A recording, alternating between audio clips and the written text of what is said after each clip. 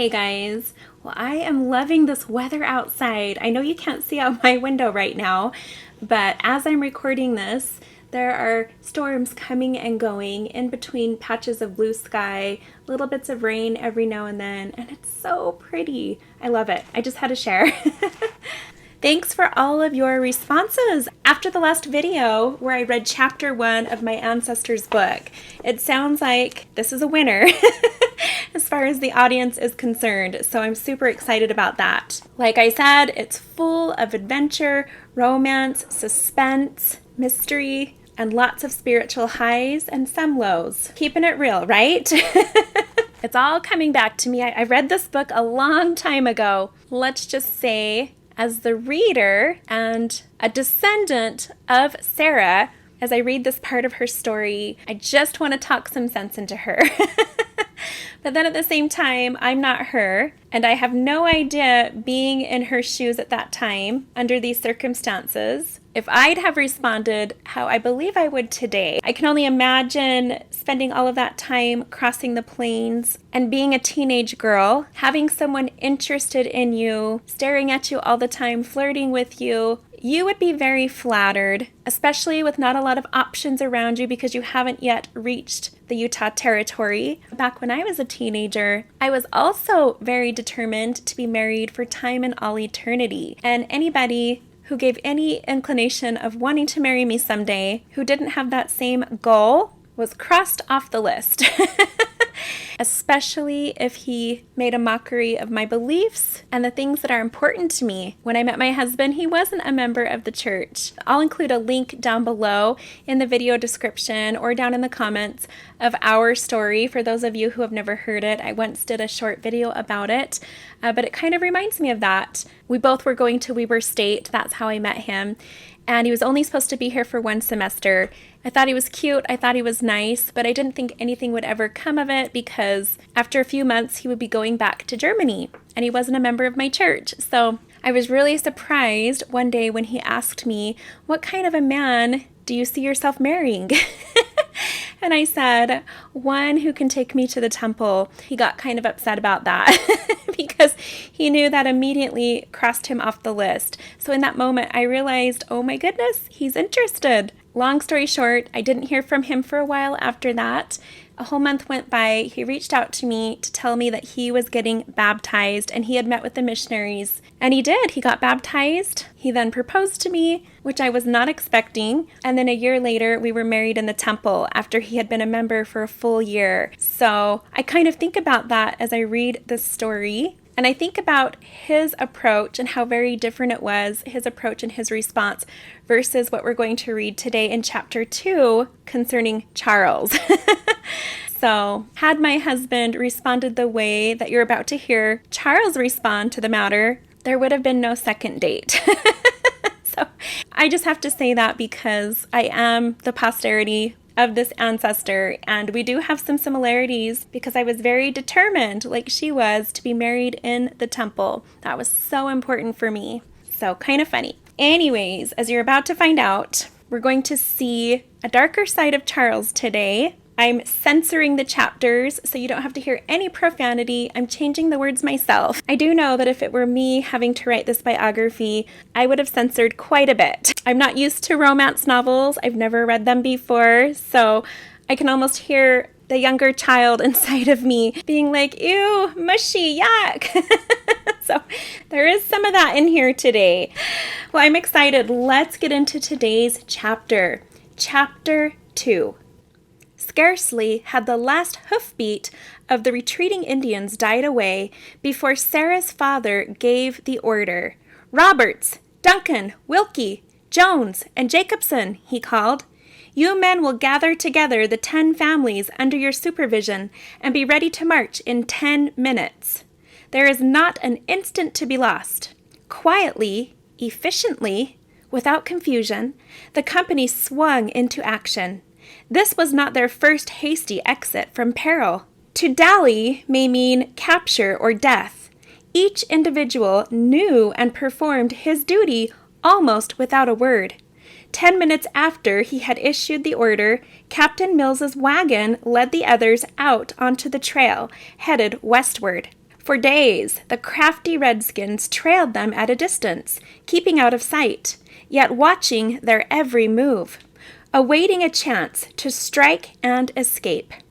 Aware of their danger, the pioneers took every precaution. No wagon was allowed to lag behind, lest it be cut off and destroyed. The weaker teams and wagons were placed in the center of the train, flanked in front and rear by the heavier, stronger outfits. Urged now by a twofold purpose, Indians and low food supplies, they forged doggedly ahead. But, in spite of their precaution, tragedy struck again. They were never quite sure whether it was the same band of Indians or members of a different group, for they made their escape without being seen by any but the woman they took captive. She was Mrs. Owen, young widow of the man who had been drowned earlier in the La Platte River. It happened just after dark one night. When disobeying orders, she strayed too far from camp in search of firewood. Her terrified scream tore through the night, startling every member in the camp. Then silence, followed by retreating hoofbeats as the captors made their escape. Pursuit was impossible. In the darkness, no trail could be followed, and the horses were unfit for hard riding. There was no food to spare to buy back the prisoner, even if they had been able to find and bring her back.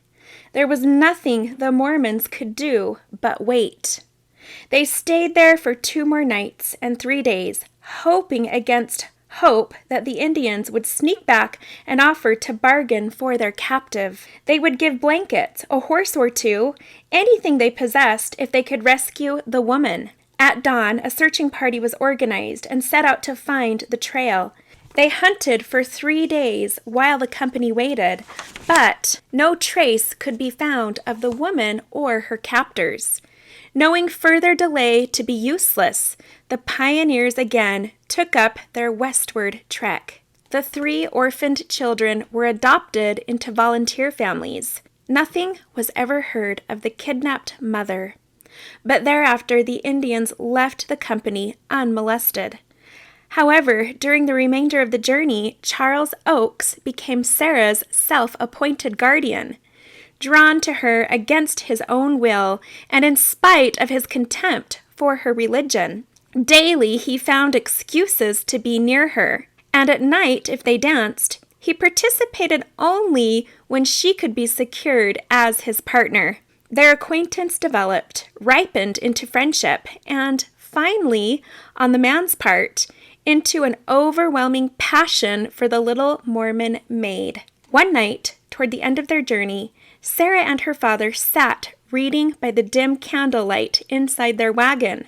Martha mended the seat of her husband's badly worn trousers, and baby Carrie slept peacefully in her bed on the wagon seat. Suddenly, Sarah's quick ear caught the bite of Charles's spiked-heeled riding boots on the stony earth outside their wagon. She glanced toward her father, absorbed in his book, then at her mother, expertly fitting a patch over the threadbare crotch pinned to her knee. They had heard nothing. Laying her book aside, she rose quietly, assuming a calmness she did not feel. "I think I'll go for a breath of fresh air before going to bed," she said, stepping over her father's feet carefully. Then, without waiting for a reply, she was out the back of the wagon and away. Catching sight of Charles's shadowy figure, she hastened toward him. Other couples were out enjoying the hour before curfew. Most of them seemed headed eastward, where a wooded hillside beckoned. No one paid any attention to the young scout as he awaited the girl's approach in the deepening shadows of night. He stood still, waiting. When she was within reach, he caught her to him hungrily, almost roughly. Without a word, he bent his head and kissed her. The hard, eager pressure of his lips, not too gentle, sent a joyous thrill surging through her being. But pierced through it was a sense of apprehension at his utter possessiveness. She drew back forcibly. "Not here," she whispered. "Someone may— Charles, let me go." "Let's walk then till it's darker. Come this way. I'll show you the horses. My mare cast a shoe this afternoon. She's begun to limp a little already. We'll have to lay over tomorrow till noon to repair the wagons and shoe the horses that need it. Oh, that'll give you an extra half-hour's sleep in the morning, Sugar Plum. So we'll spend that long together tonight. He led her out from the circle of camp wagons westward toward a clump of oak brush. Sarah could just make out the outlines of his horse tethered near the brush. Here, he said, releasing her hand, I'll show you her foot.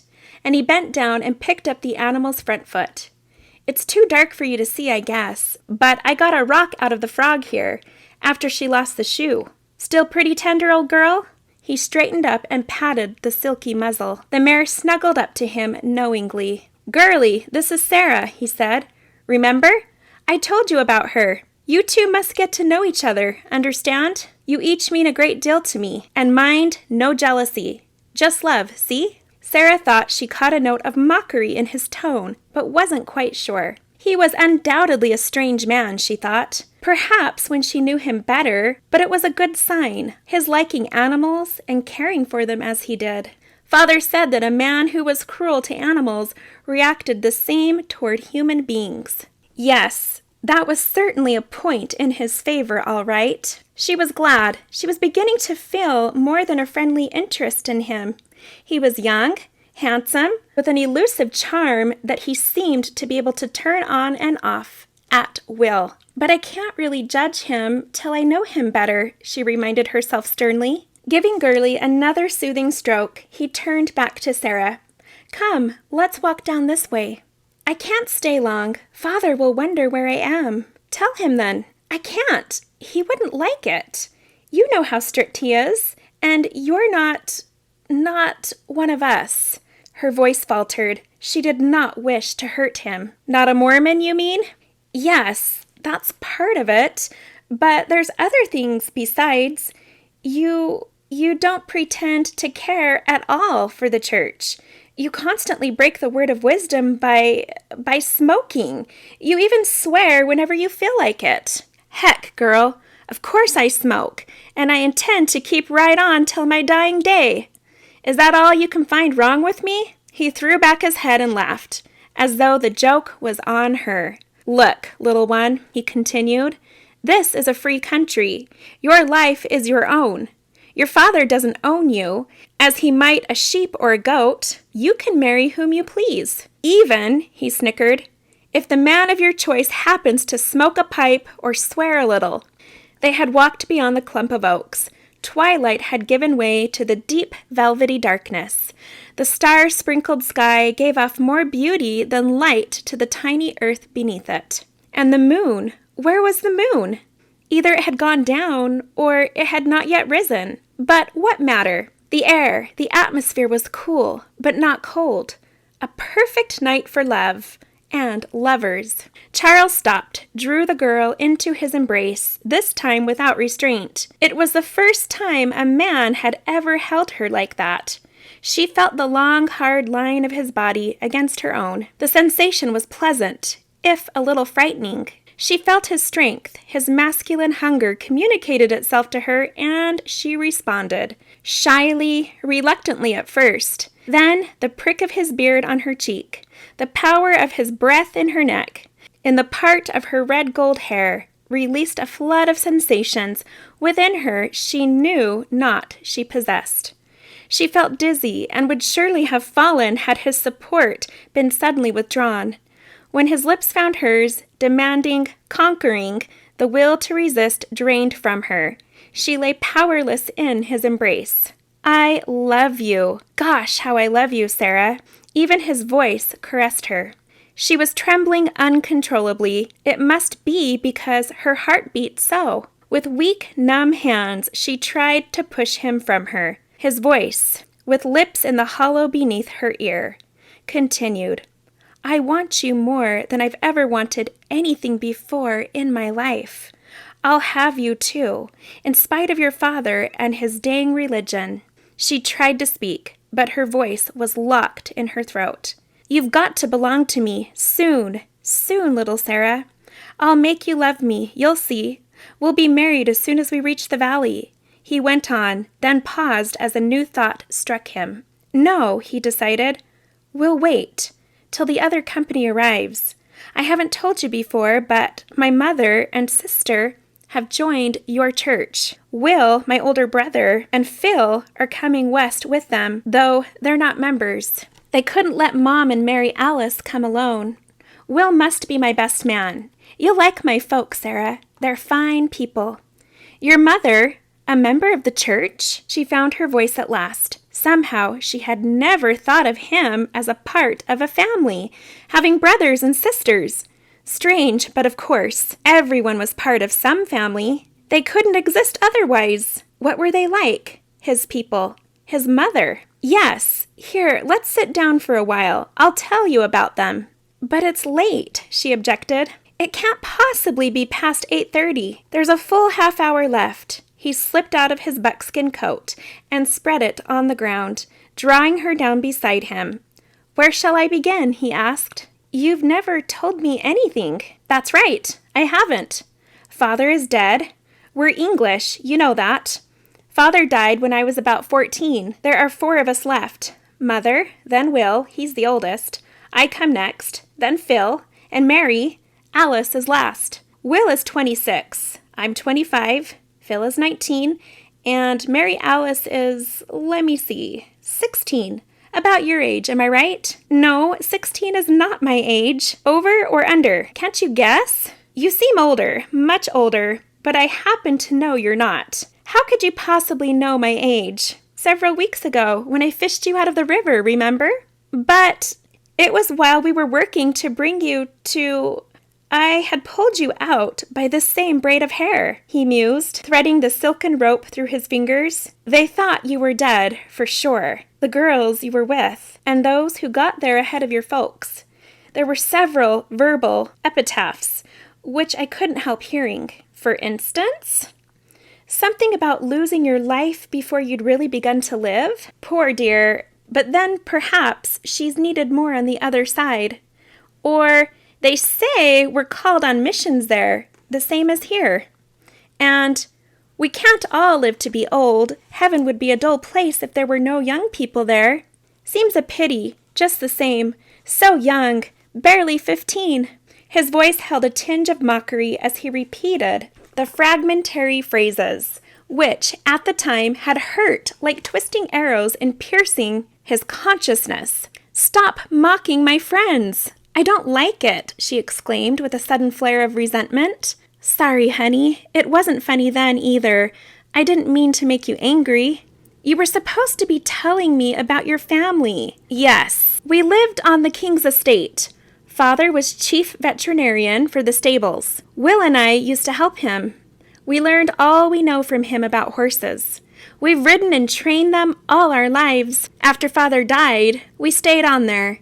I worked in the stables, and Will became chief stable boy, later the Duke's attendant.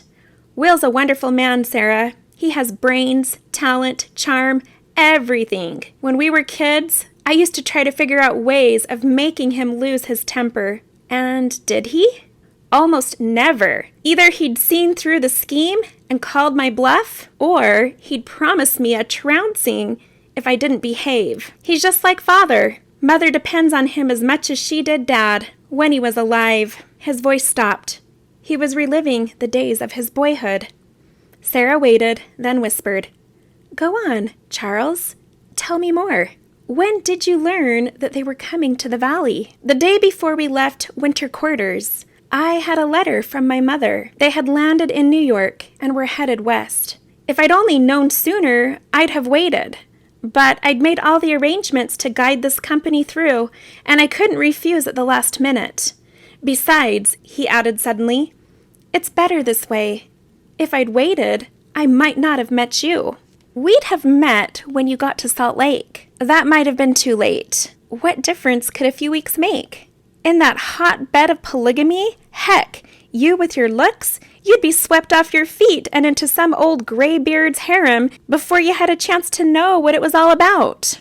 I seem to have managed so far without your assistance, she flared. And I don't intend to be any man's second or third wife, so there. Coming from you? That sounds wonderful, he laughed. It's the first small dent I've been able to find in your armor. Father says he will never give his consent to my marrying into polygamy. He says we're not to speak against it, for it is one of the laws. He says it's perfectly all right for those who wish to enter into it of their own free will and choice, but never will he take a second wife. One is all he can support, and he absolutely forbids me to marry any man already burdened with a family. Perfect! That's one point we all agree on. And to think my little Mormon saint isn't such a saint after all. If you don't stop making fun of me, I'll never speak to you again. I'm not making fun of you, really. I'm just elated to learn how human you are, underneath your saintly religion. I can't help the way I feel about certain things, but you're sadly mistaken if you think I regard our religion lightly. My parents gave up their home, their friends, and all that they had to come to America and mingle with the saints. I'd die rather than betray them or our faith. I really didn't bring you out here to discuss religion, believe me. Please, let's get back to safer subjects for the present. Later, I may even let you try your hand at converting me.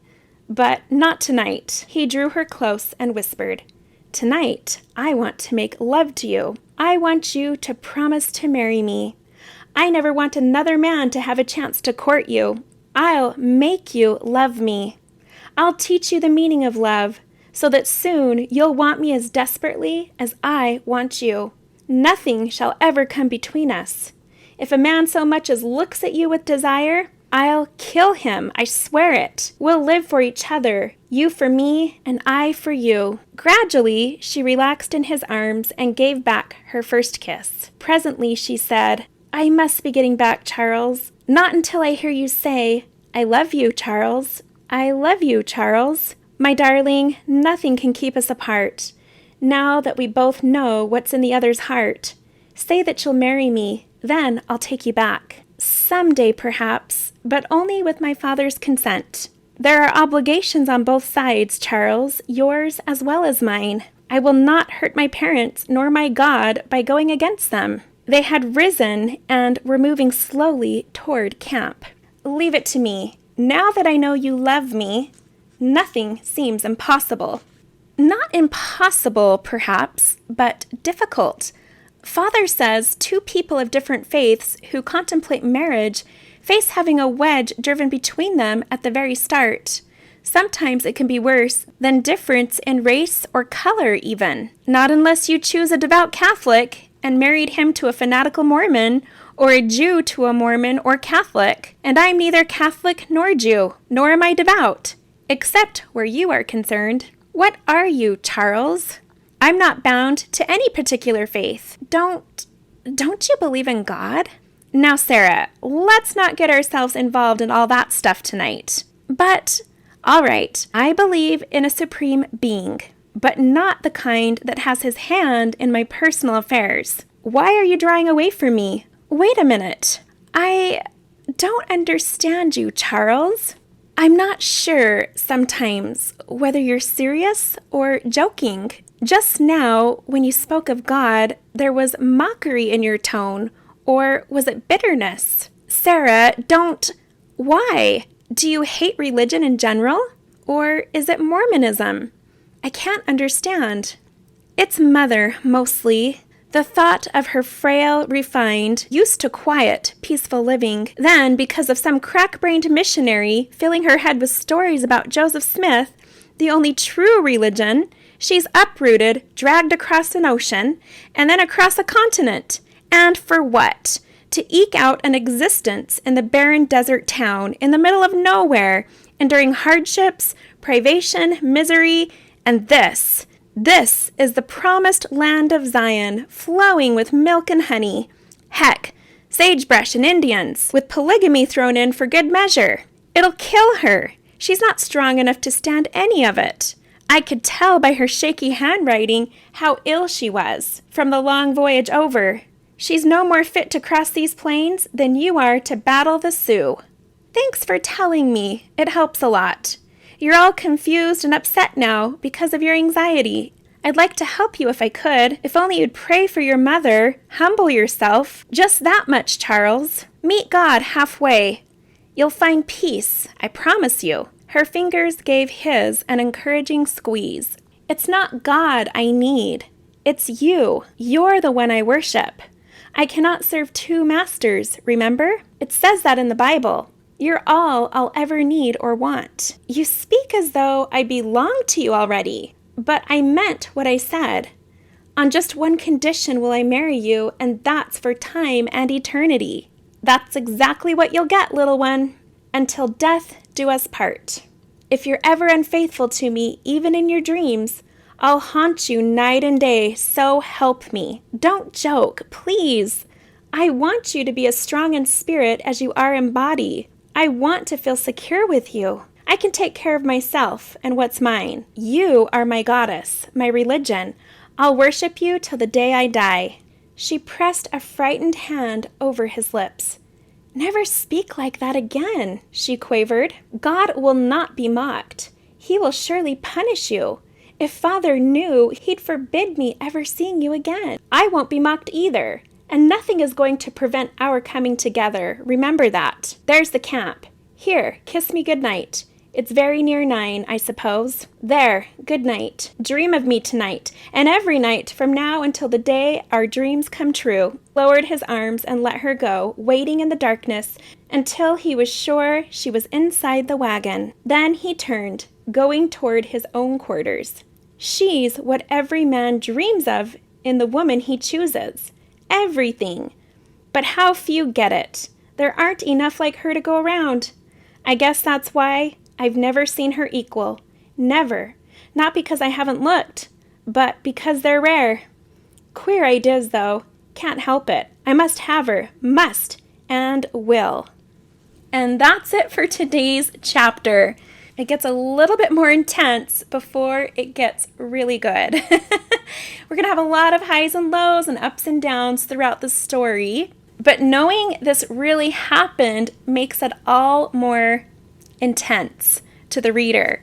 Because with a fiction book, you can at least say, well, at least it's not true. These aren't real people. But with this story, these were real people, and this is their story. I'd love to hear your thoughts about chapter 2 down in the comments. What do you think about Charles? What do you think about Sarah's decision to date or court Charles, to give him the idea that marriage is a possibility sometime down the road, depending on him? What are your thoughts about all of that? I shared a little bit of mine at the beginning, but I'd love to hear yours. So comment down below. I look forward to hearing what you have to say, and I will see you next time for chapter 3.